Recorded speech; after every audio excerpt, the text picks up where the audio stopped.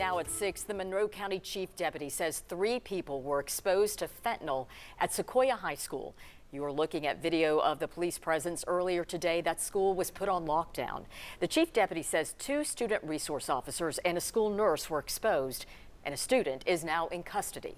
10 News reporter Marissa Rios joins us once again from that school tonight. About 1,000 students attended in Monroe County. And Marissa, you've been talking to parents about the lockdown and what they say is a lack of communication, but also from investigators about this case involving that exposure to a dangerous drug.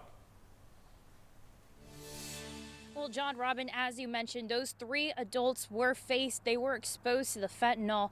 Since then, the 2 school resource officers and nurse were sent to the hospital treated with Narcan. Since we checked, they have been improving. Now, this lockdown happened around noon earlier today before the students were released for the afternoon. Chief Deputy Chris White tells us it all started with a 17-year-old Sequoyah student started acting up, and a teacher asked him to leave the cafeteria. He says as a school resource officer was walking him down the hall, that's when the student dropped the vape pen laced with the fentanyl.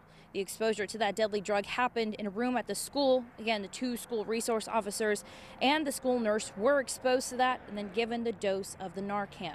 In a statement to 10 News, the chief deputy said, "We are fortunate that the SROs are well. We handled it the best we knew at the time. Everyone is stable and doing well." Also, in the last hour, I've spoken to several parents who were frustrated today about the lack of communication about today's incident.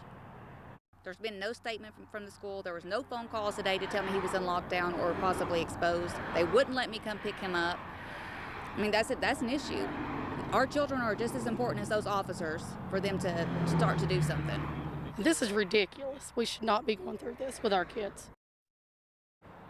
Now, parents say they will be talking to the city and school addressing about what happened today. John and Robin, officials tell us the student is now in custody and is in the process of being charged. That's the latest. So Rios live for us in Monroe County tonight. If we learn more about whether they'll go back to school tomorrow, we will update you at 11. Thank you, Marissa.